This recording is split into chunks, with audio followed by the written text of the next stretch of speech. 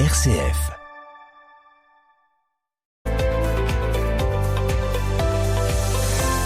Regard croisé sur le Grand Est, l'actualité économique, sociale et environnementale, en collaboration avec le Césaire. Aujourd'hui, nous recevons Marie-Claude Brié-Clément, présidente du Césaire Grand Est, et Jacques Rimez, président de la commission Finances et Administration régionale, pour faire le point sur le budget primitif 2026 du Conseil régional. Dans un contexte financier particulièrement contraint, le Césaire a rendu son avis sur les priorités et recommandations pour la région Grand Est. Nous allons revenir avec eux sur les principaux enseignements de cet avis et les enjeux auxquels la région doit faire face. Marie-Claude Brié-Clément, bonjour. Bonjour. Accompagnée de Jacques Rimez. Merci d'être avec nous. Pour commencer, Marie-Claude Brié-Clément, quel est le message principal que le Césaire souhaite faire passer à travers son avis sur le budget primitif 2026 du Conseil régional? Le message premier, je dirais qu'il y a deux messages essentiels.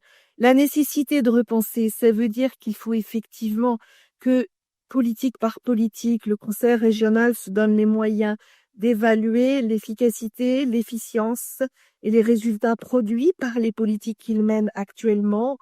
Et le second message, qui est certainement le plus important, c'est que malgré toutes ces contraintes financières renforcées dont va vous parler Jacques Rimez, l'enjeu pour notre Césaire demeure véritablement pour la région la capacité de préserver leur capacité à anticiper les transitions, à accompagner les transformations de la société et à construire en région Grand Est un développement territorial équilibré et durable.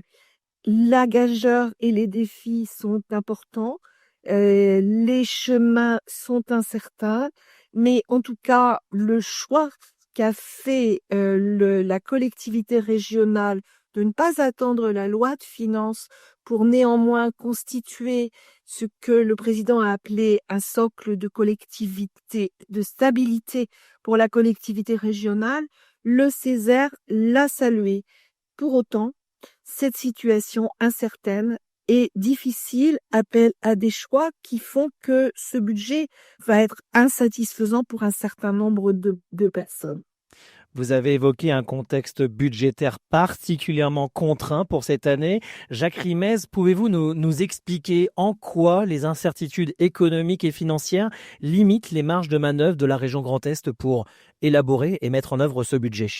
Ça se traduit à plusieurs niveaux sur le budget de la région, avec tout d'abord une évolution limitée de la fraction de TVA qui est reversée à la région, avec, semble-t-il pour l'année prochaine, ou dans le projet qui est en train d'être examiné par le Parlement, la transformation de cette fraction de TVA en de nouveau une dotation globale de fonctionnement versée par l'État, ce qui veut dire en fait une dotation qui n'évolue plus, alors que les recettes de TVA, elles sont liées à l'activité économique et c'est plutôt des recettes dynamiques qui progressaient tous les ans. Donc, il y a eu un assèchement de l'évolution de la TVA reversée par l'État, voire une transformation en dotation globale qui pèse sur les recettes. Il y a une ponction sur les dotations de l'État versées aux régions. C'est un dispositif technique qui s'appelle DILICO 2. C'est que l'État prélève c'était 25 millions d'euros, me semble-t-il, l'an dernier, sur les dotations de la région et reverse 90% l'année suivante. On envisage, d'après ce qu'on entend, que ce prélèvement soit doublé cette année. Il passerait à 500 millions d'euros pour l'ensemble des régions en 2025. Et puis, troisième source de recettes pour la région, le cheval fiscal, la taxe sur les cartes grises, communément nommée ainsi, qui a atteint son plafond légal de 60 €, c'est-à-dire que la région n'a plus de possibilité d'augmenter cette recette. Et donc là aussi, plus de recettes attendues sur ce domaine-là. Avec des recettes contraintes, forcément, ça oblige à faire des choix en matière de dépenses et à freiner certaines dépenses. Jacques Rimez, comment cela se reflète-t-il dans l'équilibre du budget? Ça se reflète sur l'équilibre du budget pour pouvoir maintenir un niveau d'investissement conséquent, ce qui est le choix de la région, puisque on a quand même 1,66 milliard d'euros qui sont prévus en investissement encore cette année.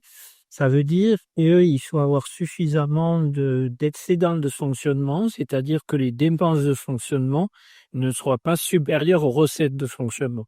Et donc, ça oblige à contraindre des dépenses de fonctionnement qui peuvent l'être, puisqu'il y a un certain nombre de dépenses dites contraintes que la région ne maîtrise pas. À titre d'exemple, l'énergie.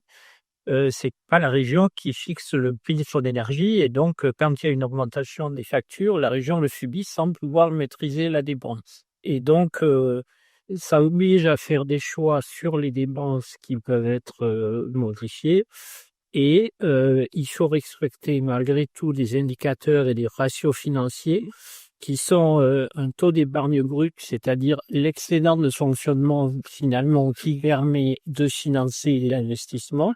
Et là, on est à 15,9%, ce qui est un taux parfaitement maîtrisé, et une capacité de désendettement, c'est-à-dire le temps que la région mettrait à rembourser sa dette si elle ne fait pas de nouvelles dépenses, en théorie, qui est aujourd'hui à 7 ans, qui est aussi dans la moyenne des régions. Donc on voit que malgré ces contraintes et avec les choix qui ont été faits, la région est encore en capacité de sanctionner, on va dire à peu près normalement et d'assumer ses choix.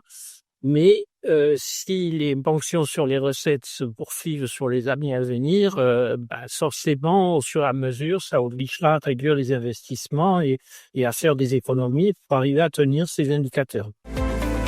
Regard croisé sur le Grand Est avec RCF Cœur de Champagne.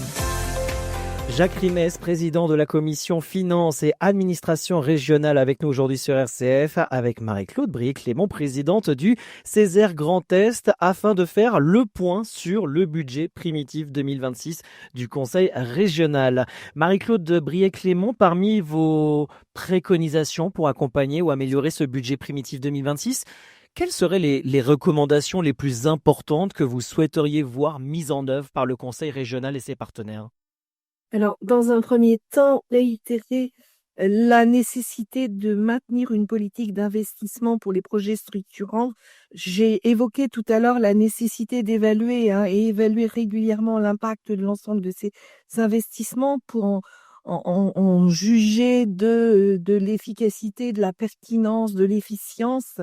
Dans cette situation difficile, la région puisse continuer à jouer son rôle de chef de file en matière stratégique, plusieurs points. La nécessité effectivement d'une véritable stratégie régionale en matière de formation pour que la formation soit maintenue comme étant un véritable levier pour la transition des territoires. En termes de développement économique, la région maintient le même niveau d'engagement financier, ce qui pose beaucoup d'interrogations sur cette question du soutien au développement économique, la nécessité de maintenir l'effort, de rattraper le retard pris par rapport aux 500 relocalisations qui était un objectif et où on se rend compte que cet objectif, il a beaucoup de mal à être tenu. J'ai évoqué la nécessité de réussir et de continuer à s'engager sur la question des transitions, sur toute la question de la transition énergétique.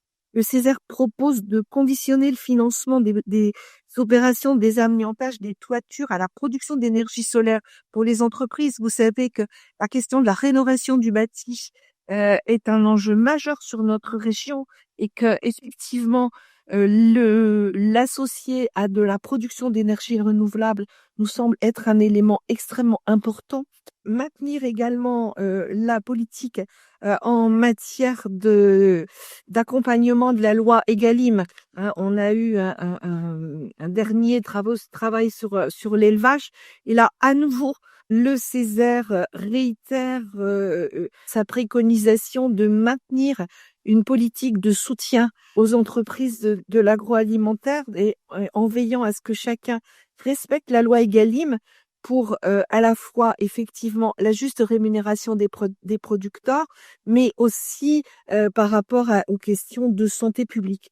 Sur le budget, nous sommes étonnés, le Césaire s'est étonné de ne rien voir concernant l'engagement autour de la santé mentale, alors qu'on sait que la santé mentale, grande priorité nationale de 2025, sera aussi priorité nationale 2026 et que La région Grand Est s'est engagée dans les politiques de santé, a notamment mis un accent fort en 2025 sur les exercices de la santé des jeunes, et nous attendions un véritable plan du Conseil régional sur la santé mentale et notamment la santé mentale des jeunes. Et de ce point de vue-là, nous recommandons effectivement à la région de s'engager dans cette voie qui, pour l'instant, ne figure pas dans le document. Notre plénière était une plénière très dense, puisqu'il y avait ce gros morceau qui concerne le budget. Nous avons aussi voté un avis, une contribution à la demande du Conseil régional sur le futur plan pluriannuel égalité femmes-hommes. Notre avis sur le SRADET, qui clôt la révision du SRADET en attendant une nouvelle révision en 2026, et suite à une demande aussi du président du Conseil régional de contribuer au débat qui aura lieu le 30 janvier au sein de l'Assemblée régionale, et donc de contribuer aux propositions de la région dans le cadre du futur acte de décentralisation. Je pense que nous pourrons en reparler, mais en tout cas, le grand message qui est sorti de ce temps consacré à ce sujet au sein du débat, c'est que un nouvel acte de décentralisation ne peut pas être un acte technique. Il est un véritable acte politique qui lie compétences, moyens et démocratie. Et effectivement, la question, c'est pour nous un véritable acte démocratique, et nous avons un certain nombre de propositions, mais dont on pourra reparler, Bien sûr. pour faire vivre autrement la démocratie régionale. Merci beaucoup Marie-Claude Briet-Clément et Jacques Rimez pour ces éclairages autour du budget primitif 2026. L'avis du Césaire met en lumière à la fois les contraintes importantes que rencontre la région et les pistes pour un budget plus réfléchi et équilibré. C'est un véritable guide pour les élus et les citoyens qui souhaitent comprendre les choix budgétaires et leurs impacts sur le territoire. Merci à vous deux. Je vous souhaite au nom de l'Assemblée de belles fêtes de fin d'année. L'année prochaine sera comment on ouvre les chemins de l'innovation et de la solidarité. Belle fête de fin d'année à l'ensemble de l'équipe du Césaire Grand Est. Merci d'avoir suivi Regards croisés sur le Grand Est. Retrouvez toutes nos émissions en podcast et sur les réseaux sociaux RCF Cœur de Champagne. Une émission en collaboration avec le Césaire.